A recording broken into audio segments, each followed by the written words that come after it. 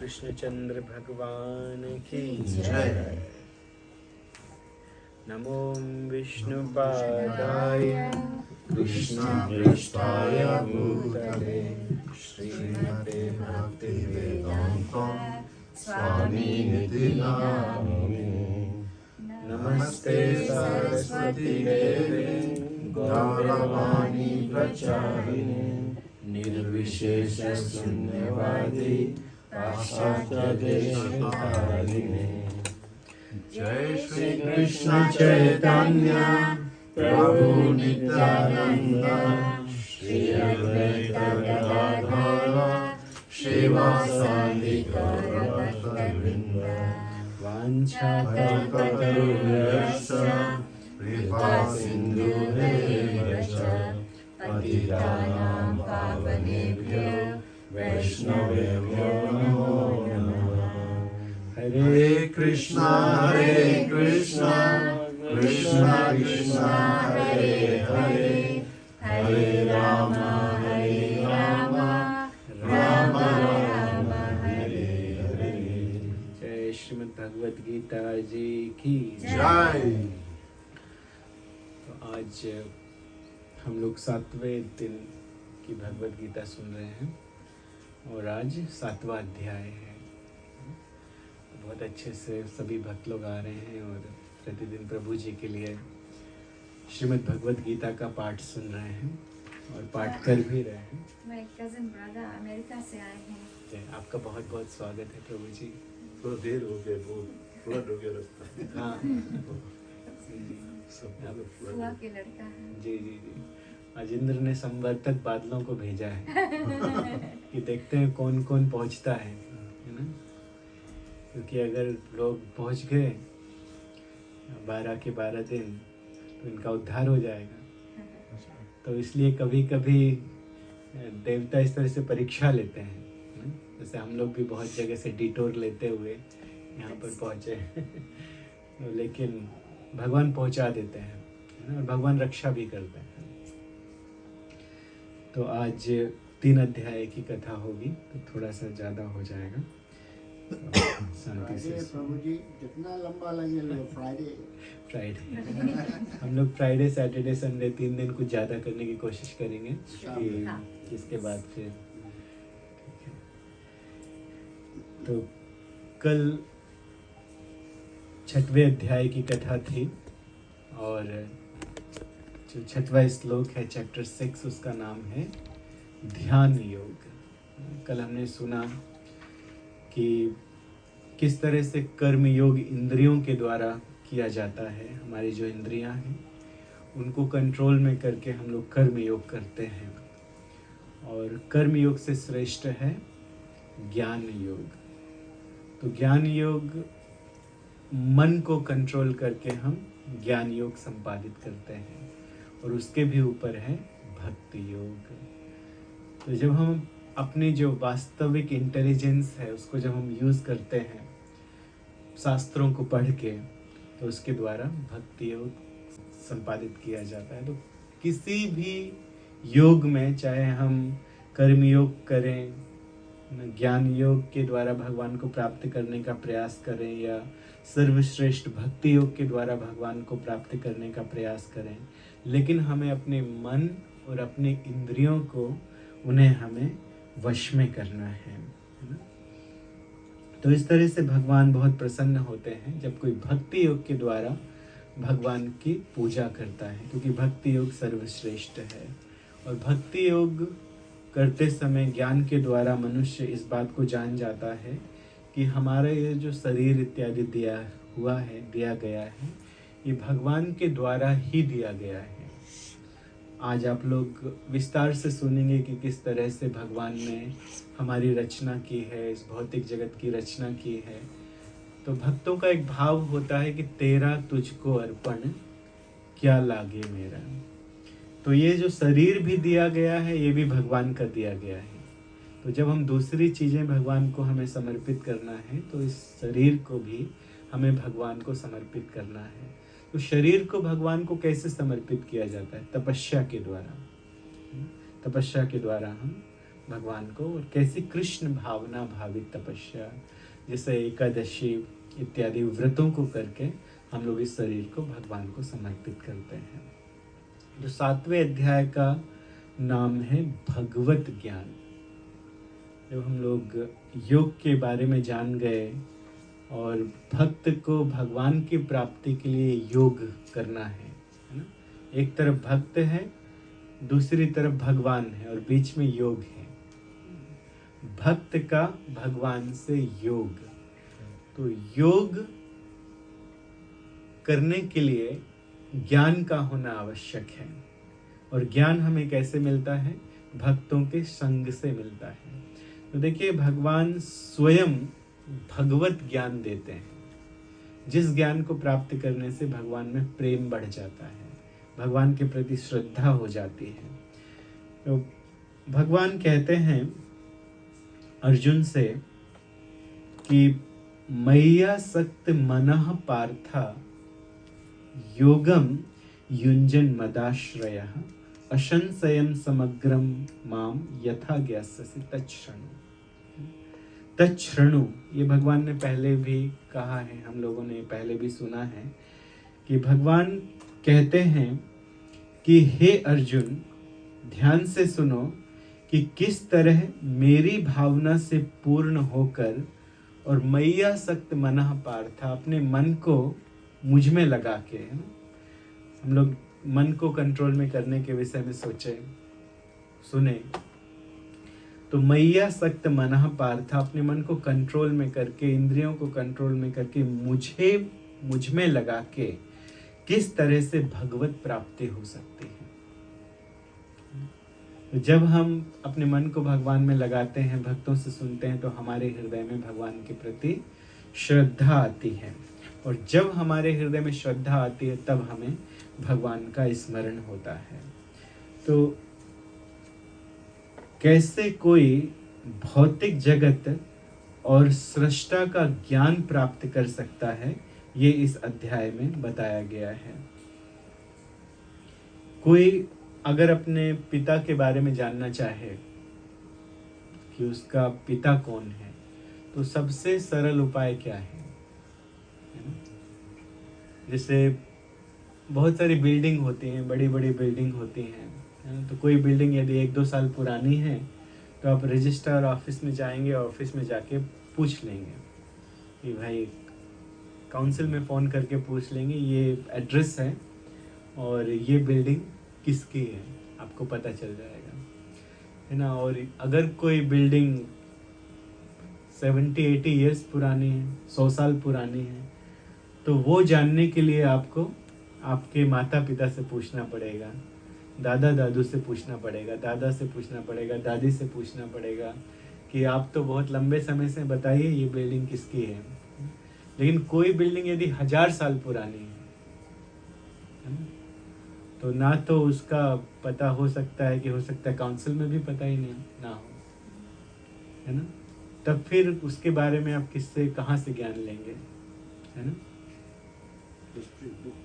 History से, book से आप पता करेंगे, है ना, आप पता करेंगे। तो बहुत पुराने लोग हो सकता है आपको बता दें कि हमने ऐसा सुना है, हमने सुना है ऐसा कि ये बिल्डिंग का जो हिस्ट्री है ये ऐसा है। तो शब्द सुना है, किसी से जाना है, तो 3 प्रकार के प्रमाण होते हैं यदि जानना है तो। सबसे सरल उपाय किस, अगर हमें जानना है कि आपके पिता कौन है, तो माता से पूछ लें कि पिताजी कौन है। यहाँ वहाँ जाने की जरूरत नहीं है, माता से पूछ लें कि माता जी हमारे पिताजी कौन है, माता जी बता देंगे।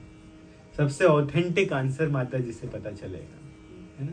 तो उसी प्रकार से अगर भगवान के विषय में जानना है, भगवत ज्ञान, भगवान के विषय में जानना है, तो हमें किससे सुनना पड़ेगा? भगवत गीता से सुनना पड़ेगा। भगवत गीता हमारी माता है। तो 3 प्रकार के प्रमाण होते हैं, 3 प्रकार से जाना जाता है किसी वस्तु को। तो एक प्रमाण होता है प्रत्यक्ष प्रमाण, और दूसरा होता है अनुमान प्रमाण, और तीसरा होता है प्रत्यक्ष प्रमाण। तो कभी कभी देखी हुई बात भी सत्य नहीं होती है। प्रत्यक्ष प्रमाण, इसको हम नहीं कह सकते हैं कि पूरी तरह से ठीक है। कभी कभी हमने कोई चीज अपनी आंखों से भी देख ली, लेकिन हो सकता है कि वो भी ठीक ना हो। उदाहरण के लिए, जो सूर्य है वो बहुत बड़ा है, लेकिन आप निकल के देखेंगे बाहर तो छोटा सा दिखाई देगा, इतना बड़ा दिखाई देगा। तो है बहुत बड़ा, लेकिन हमको इतना बड़ा दिखाई देता है। तो बताइए कि हमारा जो आंखें हैं वो परफेक्ट हैं? नहीं है। हमारी इंद्रियां अपूर्ण हैं, इसलिए हम लोग इसे, जिस प्रत्यक्ष प्रमाण को भी हम लोग सही नहीं मान सकते हैं। देखिए, आंखें हैं हमारे पास, लेकिन अंधेरे में चले जाइए रात्रि में तो हमें कुछ दिखाई नहीं देगा। और दूसरा प्रमाण क्या है? अनुमान प्रमाण।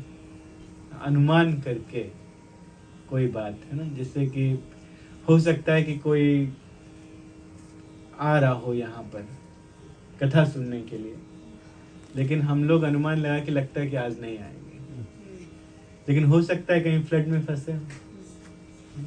तो अनुमान प्रमाण भी जो है वो सही नहीं है ना। गैस करना, ये सही नहीं है। दूसरा उदाहरण दिया जाता है, इसको कहा जाता है हाइपोथेसिस स्पेकुलेशन, है ना।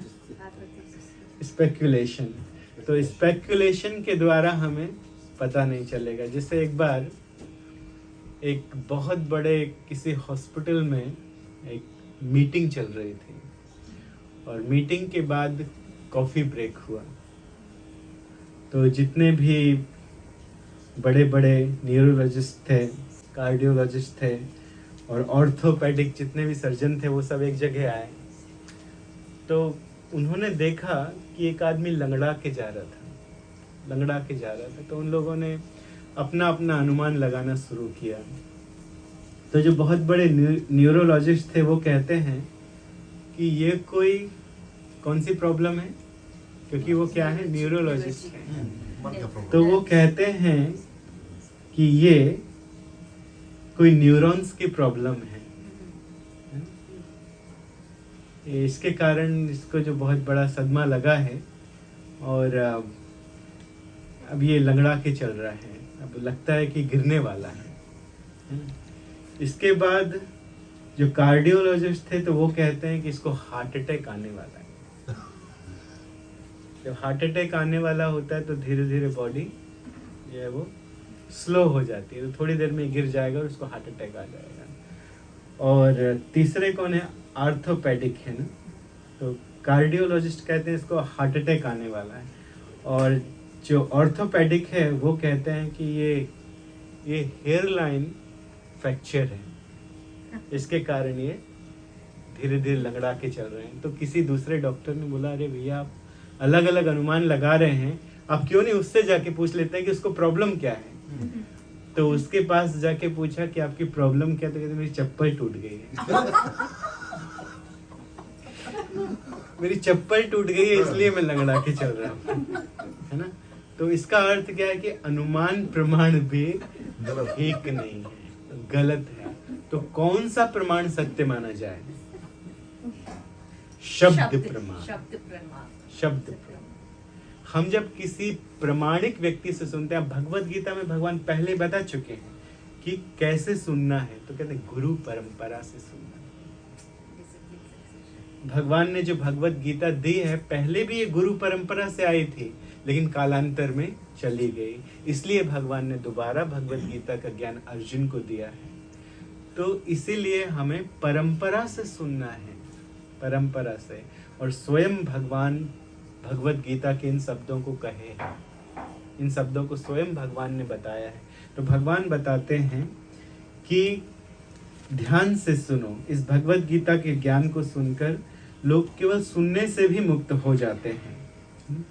तो भगवान ने वास्तव में ये ज्ञान दिया है। ज्ञानम तेहम सविज्ञानम इदम बक्ष्यामि शेषतः यज ज्ञात्वा नेह भूयो न ज्ञातव्यम अवशिष्यते। कि ये केवल ज्ञान नहीं है, ये विज्ञान के साथ में है, और भगवान ने भगवत गीता के 12वें अध्याय में भी इसे विज्ञान कहा है। विज्ञान का अर्थ होता है कि जो हमें जो आत्म साक्षात्कार करा दे। ज्ञान के साथ ही विज्ञान है, ज्ञानम तेहम सविज्ञानम, जो हमें आत्मा का रियलाइजेशन करा दे, तो वो है भगवत गीता का ज्ञान। तो यदि अर्जुन इसे तुम अच्छे से सुन लेते हो तो फिर तुम्हें और जानने योग्य कुछ नहीं बचेगा। तो मनुष्याणाम सहस्रेषु कश्चित् द्यतति सिद्धये यततामपि सिद्धानाम कश्चित् माम वेति तत्वतः। भगवान ये बताते हैं कि हजारों हजारों लोग सिद्धि के लिए प्रयत्नशील होते हैं, लेकिन कोई एक विरला ही मुझे जान पाता है। तो भगवान ने ये बताया है यहाँ पर, आगे भगवान ये अब ज्ञान देते हैं कि मेरी इंफीरियर एनर्जी क्या है, उसके बारे में भगवान ने बताया है। तो क्या ज़रूरत है मुझे अलग से देखने की, मैं तो सभी जगह उपस्थित हूँ, यहाँ भगवान बताते हैं। अगर अर्जुन बोलें कि भगवान आप बता रहे हो, इससे अच्छा दिखला दीजिए, तो भगवान यहाँ पे बताते हैं कि मैं सभी जगह उपस्थित हूँ। कभी कभी कुछ लोग मानते नहीं हैं भगवान को, है ना। कभी कभी कुछ लोग कहते हैं कि जब तक आप मुझे भगवान को दिखाओगे नहीं, हम कैसे विश्वास माने, आप दिखा दीजिए भगवान को तो हम मान जाएंगे कि भगवान है। तो भगवान ऐसे थोड़े इतने चीप थोड़ी ना है कि भगवान किसी के भी सामने प्रकट होते रहें, और प्रकट भी हो जाए तो कौन भगवान को मानता है बताइए। जब तक भक्ति ना हो कैसे कोई मानेगा। एक बार हस्तिनापुर की राज्यसभा में भगवान ने अपना स्वरूप दिखाया था, अपना विराट स्वरूप दिखाया था। तो वहां पर कुछ लोगों ने मान लिया, भीष्म पितामह ने मान लिया, विदुर जी हाथ जोड़कर खड़े हो गए, भक्तों ने मान लिया। लेकिन वहीं पे दुशासन था, वहीं पे दुर्योधन था, वहीं पे कर्ण इत्यादि थे। तो ये दुराचारी, ये तो नहीं माने। तो जो लोग ऐसा कहते हैं कि भगवान को दिखा दीजिए हम मान जाएंगे, वो देख के भी नहीं मानेंगे, क्योंकि अभी उनका हृदय शुद्ध नहीं है ना। तो भगवान ने अपना स्वरूप भी दिखाया है अर्जुन को, लेकिन भगवान कहते हैं कि देखने की क्या आवश्यकता है, मैं तो इस सारे चराचर जगत में व्याप्त हूं। तो देखने की क्या, अगर देखना है तो ऐसे देख लो। पहाड़ों को देखो, ये मेरी विभूति है। समुद्र को देखो, ये मेरी विभूति है। सूर्य को देखो, चंद्रमा को देखो, ये मेरी विभूति है। और भगवान ने आगे विभूति योग का वर्णन भी किया है। तो भूमि रापो नलो वायु खम मनो बुद्धि रेव चा अहंकार इतियम में भिन्ना प्रकृति रस्तुता। ये भगवान की इंफीरियर एनर्जी है ना। भूमि, आपह का अर्थ होता है जल, समुद्र इत्यादि। अनल, अनल का क्या अर्थ है, अग्नि, है ना। तो इस तरह से भगवान इंफीरियर एनर्जी के रूप में भी व्याप्त हैं, और भगवान सुपीरियर एनर्जी के रूप में भी हैं। वो क्या है, अपरिमेय मितस्त्वन्याम प्रकृतिम विद्धि में पराम जीव भूताम महाबाहो येदम धार्यते जगत। तो जीव भूताम, एक है इंफीरियर एनर्जी, एक है सुपीरियर एनर्जी, और जीव भगवान की सुपीरियर एनर्जी है, जो किसको भोग रहा है, इंफीरियर एनर्जी को भोग रहा है, देख रहा है, लेकिन मानता नहीं है। कुछ लोग कहते हैं भगवान सब जगह हैं, सब जगह हैं तो फिर भगवान को क्यों नहीं मानते हैं? अगर भगवान सब जगह हैं तो भगवान मंदिर में बैठी हुई प्रतिमा के भी अंदर है। मंदिर जाने की क्या आवश्यकता है, भगवान तो सब जगह है। अगर भगवान सब जगह हैं, मतलब उनके कहने का अर्थ है कि सब जगह है लेकिन मंदिर में नहीं है, वो ये कहना चाहे। अगर सब जगह है तो मंदिर में भी है, तो मंदिर भी जाओ, मंदिर की इस मूर्ति में भी भगवान है, विशेष रूप से क्योंकि पुजारी वहां भगवान की पूजा कर रहे हैं। भगवान सर्वव्यापी हैं, तो ये भगवान बताना चाहते हैं। एतद्योनीनि भूतानि सर्वाणीत्युपधार्य अहम कृत्सनम जगतः प्रभुवः प्रलयस्तथा। तो भगवान सभी जगह व्याप्त हैं, और जो भगवान से प्रेम करता है वो भगवान को सर्वत्र देखता है। यदि प्रत्यक्ष रूप से भी भगवान ना दिखाई दे, फिर भी भगवान के किसी न किसी सिग्नल से समझ जाता है कि भगवान सब जगह हैं। जैसे कि मान लीजिए कि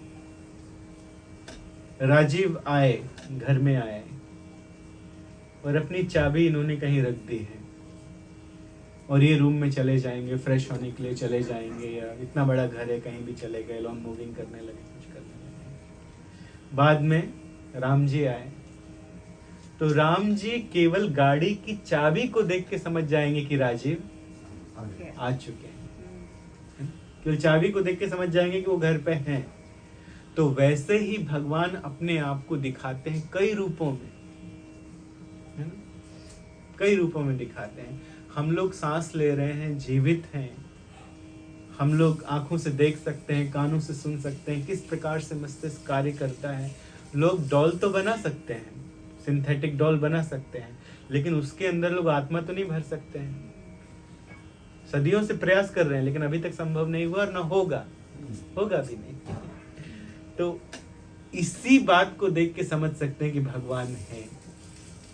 तो लेकिन लोग भगवान का भजन नहीं करना चाहते हैं, इसलिए लोग भगवान को नहीं मानते हैं। तो मत्तः परतरम नान्यत् किंचिदस्ति धनंजया मयि सर्वमिदं प्रोक्तम सूत्रे गणिमणा एव। जिस प्रकार से मोतियों का माला आपस में गुथा होता है सूत्र के कारण, सूत्र है तो मोतियां आपस में मिले हुए है ना। अगर सूत्र नहीं होगा तो मोती बिखर जाएंगे।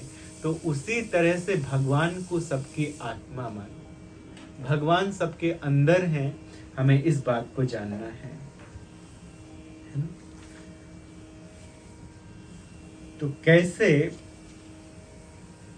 अब भगवान सर्वोपरि हैं, कैसे भगवान सर्वव्यापी हैं। तो रसोहम अपसे कौन्तेय प्रभावस्मि सूर्यो प्रणवः सर्ववेदेषु शब्दः खे पौरुषम नशु। भगवान कहते हैं मैं जल का स्वाद हूँ, सूर्य और चंद्रमा का प्रकाश हूँ, वैदिक मंत्रों का मैं ही ओमकार हूँ। सारे वैदिक मंत्र कहाँ से प्रारंभ होते हैं? ओम से। तो मैं ओमकार हूँ। यदि ओमकार का अर्थ भी देखा जाए, ओकार आकार माकार, जो सृष्टि करते हैं, जो पालन करते हैं और जो संहार भी कर देते हैं। तो भगवान इस सृष्टि को बनाते भी हैं, चलाते भी हैं और भगवान समेट भी लेते हैं, है ना। तो इस तरह से भगवान को हमें सभी जगह जानना है। भगवान कहते हैं बीजम माम सर्वभूतानाम विद्धि पार्थ सनातनम बुद्धि बुद्धिमतामस्मि तेजस तेजस्विनाम। तो मैं ही इस सृष्टि का बीज। भगवान अगर सर्वव्यापी हैं, आप सर्व जगह हैं, तो लोग देख भी रहे हैं लेकिन आपको मानते क्यों नहीं? अर्जुन के मन में यदि डाउट आ जाए कि भक्त लोग मान रहे हैं लेकिन सबके सब लोग आपको मानते नहीं है, इसका कारण क्या है? तब भगवान बताते हैं 13वें और 14वें श्लोक में कि क्यों भगवान को लोग नहीं मानते। त्रिविर गुण मयर भावेर एभि सर्वमिदं जगत मोहितम ना भी जानाति मामेभ्यम परमव्ययम। देखिए भगवान ने भगवत गीता में सुपीरियर एनर्जी, इन्फीरियर एनर्जी, इन सब का वर्णन किया। किस तरह से लोग मुझे समझ सकते हैं, जान सकते हैं, इस संसार, भौतिक संसार को देखकर, इसकी भी भगवान ने व्याख्या की है। अब लेकिन क्यों कुछ लोग भगवान को नहीं मानते हैं, क्यों नहीं जानते हैं? तो भगवान कहते हैं मेरी ही माया के कारण, मेरी ही कुछ ऐसी माया है कि लोग मुझे नहीं समझ पाते। त्रिविर गुणमयर भावे, भगवान की 3 गुणों वाली एक शक्ति है जिसके कहा जाता है प्रकृति।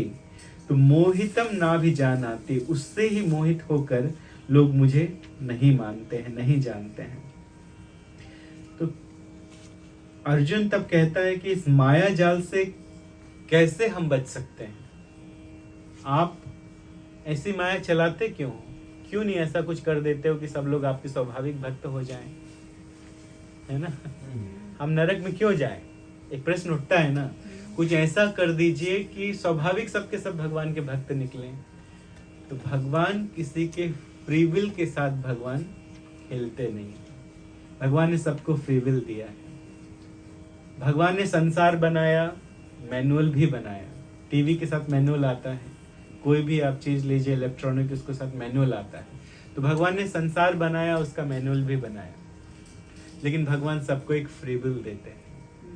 किसी के ऊपर जबरदस्ती भगवान नहीं करते हैं। हम हमेशा उदाहरण देते हैं कि जैसे कोई व्यक्ति किसी स्त्री से प्रेम करता है तो उससे जबरदस्ती नहीं करता है कि तुम्हें मेरे साथ प्रेम करना ही पड़ेगा, कोई ऑप्शन नहीं है, नहीं तो बंदूक रखिए तुम्हारे। तो उसी प्रकार से भगवान जीवों से प्रेम करते हैं, इसलिए मैनुअल बनाते हैं, बताते हैं कि मुझसे प्रेम करो। लेकिन भगवान किसी के साथ जबरदस्ती नहीं करते हैं, भगवान ने फ्री विल दिया है। तो बार बार भगवान बताते हैं, लेकिन किसी न किसी प्रकार से। तो मैं इस माया जाल से कैसे बच सकता हूं भगवान? देवी हेशा गुणमयी मम माया दुरत्तया। मेरी जो माया है बहुत दुरत्य है, कोई इससे बच नहीं सकता है। लेकिन मामेव ये प्रपद्यन्ते माया मेताम तरन्ति। अगर कोई मुझ में समर्पण कर दे तो वो इस माया को आसानी से पार कर जाता है, बहुत आसानी से पार कर जाता है। मैं खुद आकर बचा लेता हूं, मैं गिरने नहीं देता हूं। अगर कोई थोड़ा भी मेरा भजन करने का प्रयास करता है तो मैं बचा लेता हूं। तो ये भगवान की 3 गुणों वाली माया शक्ति दुरत्यया ऐसा कहा गया, बहुत बहुत खतरनाक है, कोई इससे बच नहीं सकता है। कभी कभी हम एक उदाहरण देते हैं कि पाकिस्तान में अगर कोई हिंदू लड़का किसी मुसलमान लड़की से प्रेम कर देंगे तो उसको गला काट देते हैं, मार देते हैं, उसके नाम का फतवा निकल जाता है ना, मार दिया जाता है उसे। तो एक पाकिस्तानी लड़की से एक हिंदू लड़के का प्रेम हो गया। तो जब प्रेम हो गया तो उस लड़की ने कहा कि अब तो बहुत कठिन है, हमें यहाँ से भागना पड़ेगा और नहीं तो मार देंगे तुमको। यहाँ पर हिंदुओं को यहाँ पे पसंद नहीं किया जाता है। तब क्या हुआ कि वो लोग जंगल के रास्ते से भागे उसी दिन। अब उस जंगल के रास्ते से भागे और उस जंगल में अजगर रहते थे, बड़े बड़े एनाकोंडा रहते थे। तो लड़की को पता था, लड़के को नहीं मालूम था। लड़की ने बताया कि देखो यहाँ पे बड़े बड़े एनाकोंडा रहते हैं। तो अब चलते चलते बेचारे थक गए तो जंगल में रुक गए, बड़ा खतरनाक जंगल था। तो वहां पे जब जंगल में रुके तो उसने बताया इस विषय में और कहा कि एक ही तरीका है कि उन एनाकोंडा से बचा जा सकता है, आग जलाओ। जब तक आग जलेगी जंगली जानवर कोई पास में नहीं आएगा। तो उन्होंने आग जलाई और आग के पास बैठे थे। लेकिन अब रात्रि जैसे बढ़ी धीरे धीरे और वो दोनों इतने थक गए थे, इतनी दूर से भाग के आए थे कि उनको निद्रा आ गई। वो सो गए, दोनों सो गए। और जब दोनों सो गए तो धीरे धीरे आग जो है वो बुझ गई, लकड़ी लगाना भूल गए। और तब तक में वहां पे एक अजगर आ गया और अजगर आया और लड़की का पैर पकड़ लिया। लड़की का पैर पकड़ा तो थोड़ी देर तक तो उसको समझ में नहीं आया, क्योंकि जो धीरे धीरे वो ऐसे ग्रसता है, धीरे धीरे। तो धीरे धीरे जब यहाँ तक ग्रस लिया तब उसको समझ में आया कि अरे हम तो किसी के अंदर जा रहे हैं। तब फिर वो उठी और उठ के चिल्लाई, लड़के से कहती बचाओ बचाओ बचाओ, मुझे बचाओ। तो वो लड़का आया, एक बहुत बड़ा एक स्टिक लेके आया और आके मारने लगा उस सांप को। लेकिन तब तक उस सांप ने यहाँ तक निकल लिया। लड़की कहती है कि अरे एक ही दवा है, मैंने बताया था कि आग जलाओ, इसको मारने से कुछ नहीं होगा, आग जलाओ तब ये भागेगा। लेकिन वो बोल रही थी तब तक यहाँ तक निकल लिया और लड़का फिर वहां से भाग गया। तो इतनी दुरत्य है भगवान की माया। मम माया दुरत्यया देवी हेशा गुणमयी मम माया दुरत्यया। इससे बचा नहीं जा सकता है, कोई नहीं बच सकता है। केवल एक ही उपाय है। There is only one way. If we surrender ourselves to Krishna, this is only way. There is no other way.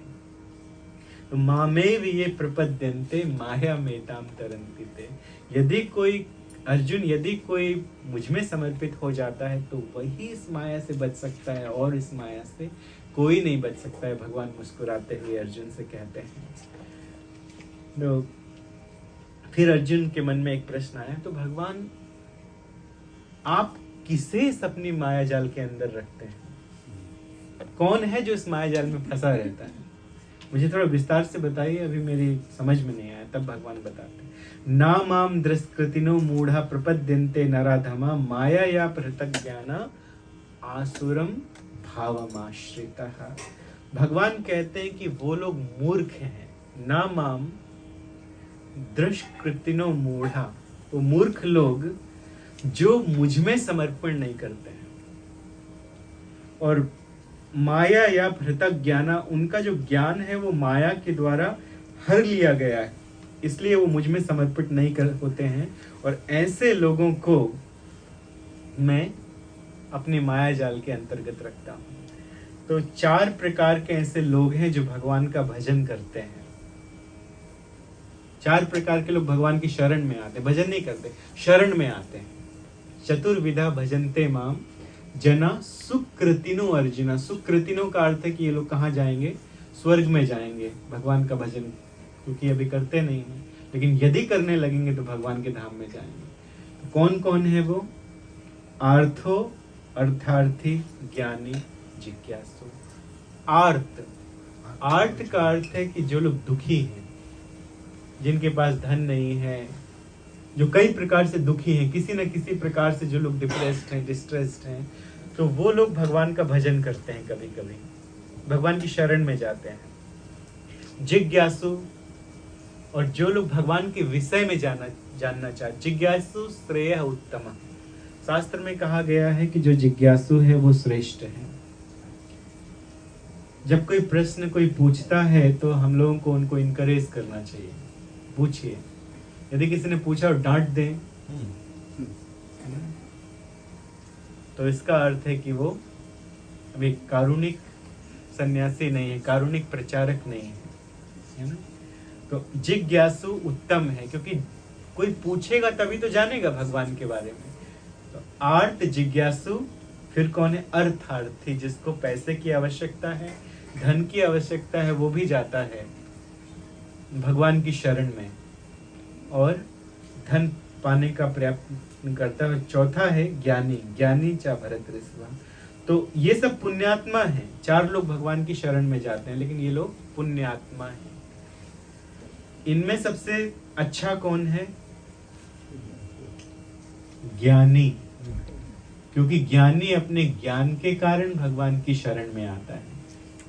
और यदि ज्ञान हो तो उनको गुरु की शरण में जाना चाहिए, और गुरु की शरण में जाने के बाद वास्तविक ज्ञान जब प्राप्त हो जाता है तब वो भगवान के धाम में चला जाता है, भगवान का प्रिय हो जाता है।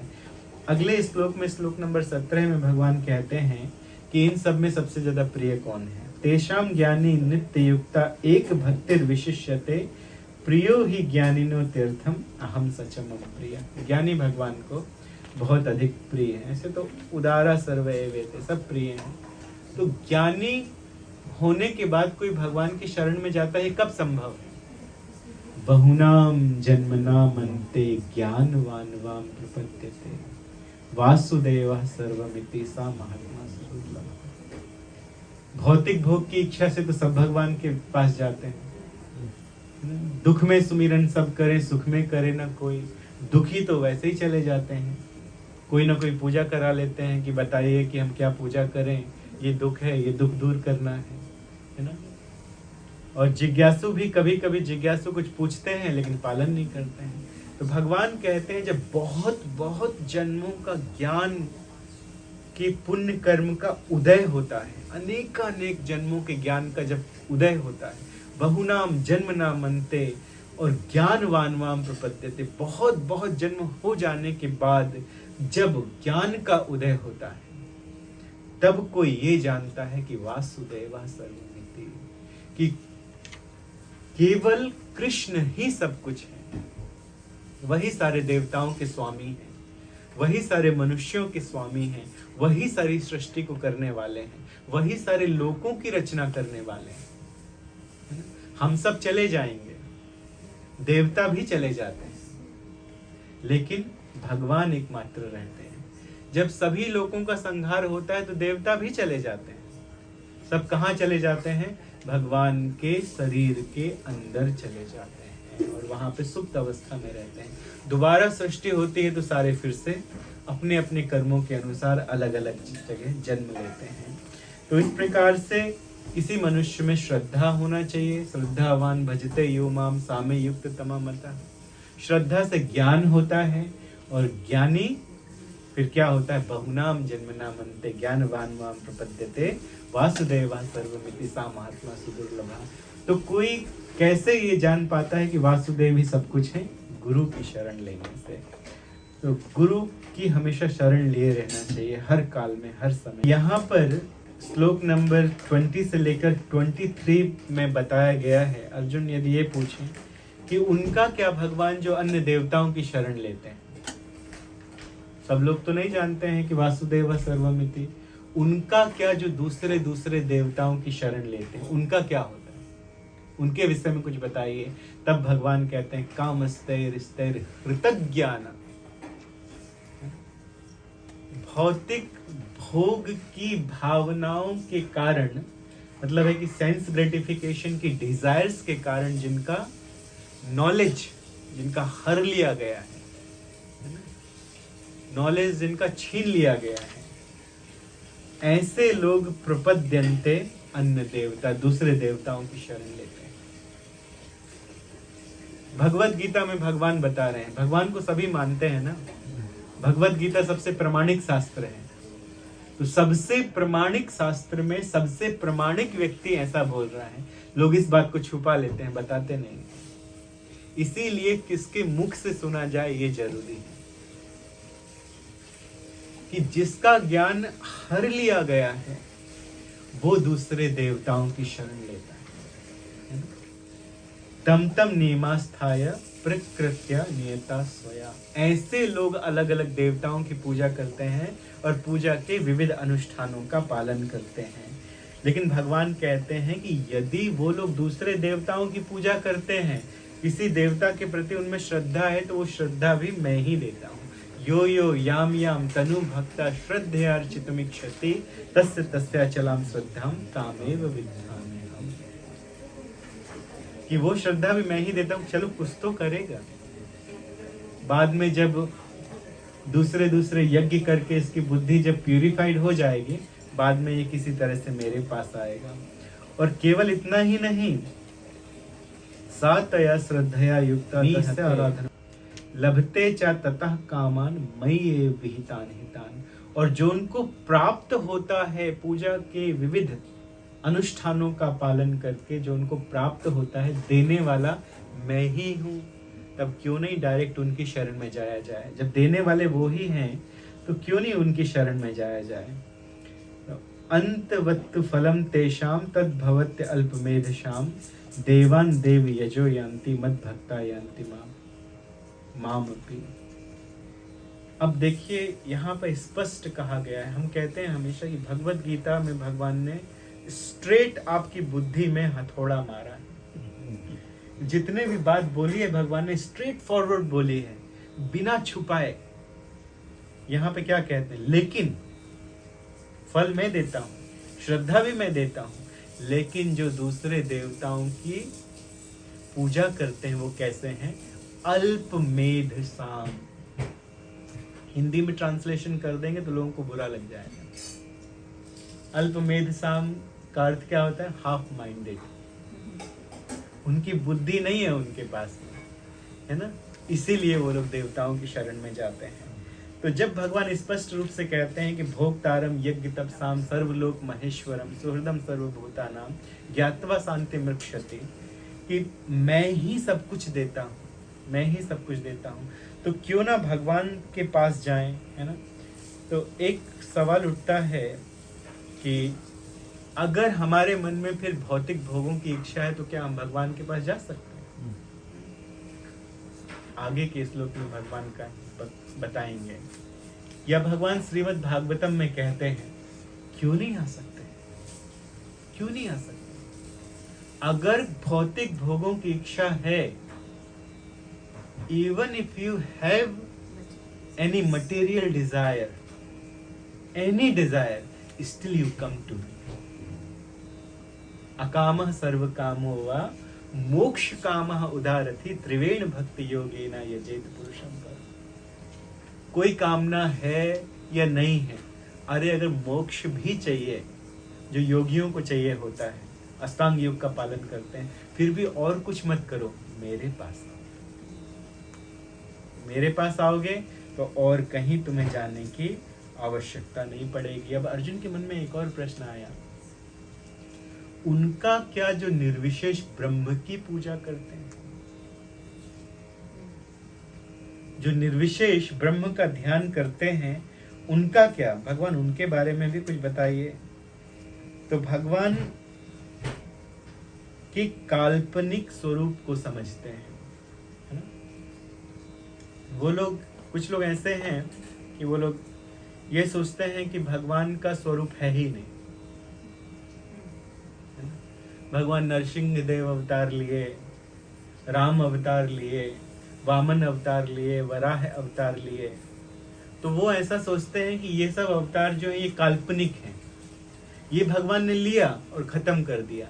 लेकिन वो ये भूल जाते हैं कि भगवान के ये सारे स्वरूप शाश्वत हैं, इटर्नल हैं ये सारे स्वरूप। वैकुंठ लोक में भगवान के अलग अलग स्वरूप शाश्वत रूप में वहां पे रहते हैं। तो जो भगवान के जिस अवतार का भजन करता है वो उस अवतार को प्राप्त हो जाता है। तो वैकुंठ लोक में भगवान के विविध अवतार वहां शाश्वत रूप से रहते हैं। और मान लीजिए कोई वराह जी का भक्त है, कोई नरसिंह देव जी का भक्त रहता है, तो वो कहाँ जाएगा? तो वो नरसिंह देव जी के लोक में चला जाता है और वहां पे भगवान का ये स्वरूप देखता है और स्वरूप देख के उसी रूप में भगवान की वो भक्ति करता है। भगवान ने कहा है ना कि जो जिस भाव में मेरे पास आता है वो भाव में उसको दे देता हूँ। ये हम लोग पढ़ चुके हैं पहले भगवद गीता में, है ना, कि जिसकी जैसी भावना है उसी के अनुसार मैं उन्हें देता हूँ। लेकिन भगवान सबके सामने प्रकट नहीं होते हैं। अब ये लोग ऐसा मानते रहे कि भगवान काल्पनिक हैं, तो मानते रहे, भगवान उनके सामने प्रकट नहीं होते। भगवान कहते हैं नाहम प्रकाशः सर्वस्य योग माया समावृता मूढ़ोयम ना भी जानाते। ऐसे लोग मूर्ख हैं जो लोग मेरी वास्तविक स्थिति को नहीं जानते हैं, जो लोग मुझे क्या समझते हैं, काल्पनिक समझते हैं, है ना, ऐसा समझते हैं कि भगवान एक लाइट है, शून्य है। ऐसे लोग मूढ़ो यम ना भी जानाते, भगवान सीधे वार करते हैं, मूर्ख हैं ऐसे लोग। वेदाहम समतीतानि वर्तमानानि चार्जुन भविष्याणि च भूतानि ना तुम वेद न कश्चन। येषां त्वन्त गतम पापम जनानां पुण्य कर्मणाम ते द्वंद्व मोह निर्मुक्त्वा भजन्ते माम दृढ़व्रता।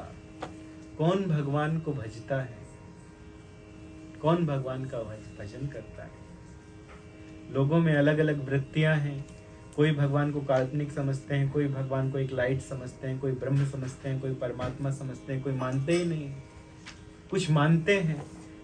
येषां त्वन्त गतम पापम, उनके सारे पाप कर्म समाप्त हो चुके हैं, अब उनमें जरा भी पाप नहीं रह गया है।